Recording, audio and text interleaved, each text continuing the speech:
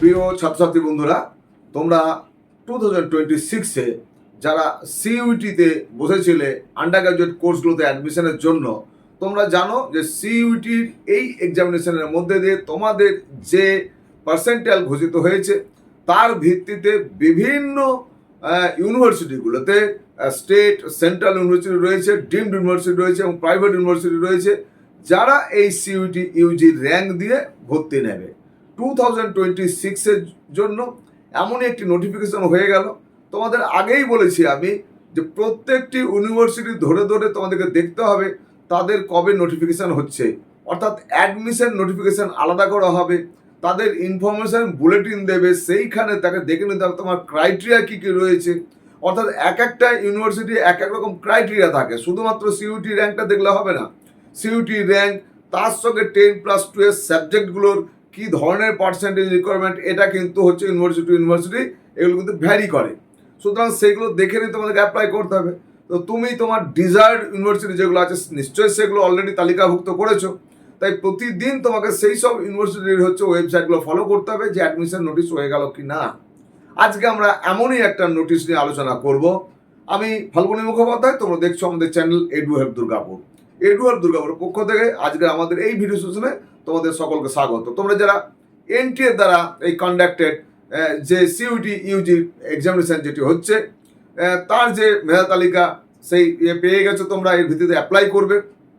আমরা আজকে যে নোটিফিকেশন হয়েছে সেটি বেনারস হিন্দু ইউনিভার্সিটি, তাদের কিন্তু 2026-27 একাডেমিক সেশনের জন্য নোটিশ হয়ে গেছে। গত কালকে ডেটে 9 জুলাই 2026-এর ডেটে নোটিশ হয়েছে, যেখানে বলা হয়েছে registration for undergraduate admission academic session 2026-27। এখানে বলা হয়েছে Banaras Hindu university BHU is pleased to announce that the registration for admission to undergraduate programs for the academic session 2026-27 will commence from July 9, 2026.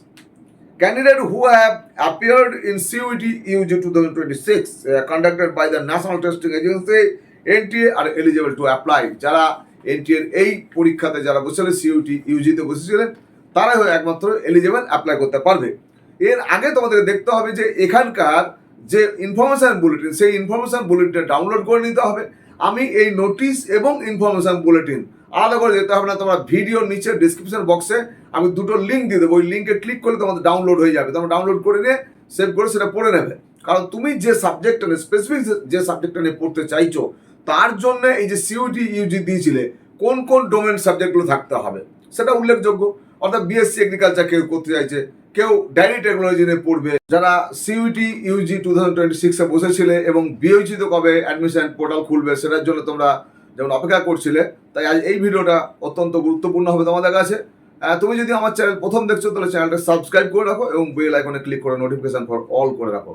যদি ভালো লাগে তাহলে অবশ্যই হচ্ছে লাইক দেবে এবং কোনো যদি ডাউট থাকে সেই ক্ষেত্রে তোমরা আমার সাথে সরাসরি যোগাযোগ করতে পারবে। ইউটিউব কমেন্ট বক্সে যেমন লিখবে সেরকম আমাকে হোয়াটসঅ্যাপ করতে পারবে বা কল করতে পারবে। কোনো ধরনের ডাউট ক্লিয়ারের জন্য আমাকে একটু সময় দিলে নিশ্চয়ই ডাউট ক্লিয়ার করে দেব। আজকে আমার সাথে এই ভিডিওতে থাকার জন্য তোমাদেরকে অনেক অনেক ধন্যবাদ ও শুভেচ্ছা জানাচ্ছি। প্রত্যেকে ভালো থাকবে আর দেখতে থাকবে আমাদের চ্যানেল এডু হেল্প দুর্গাপুর। ধন্যবাদ।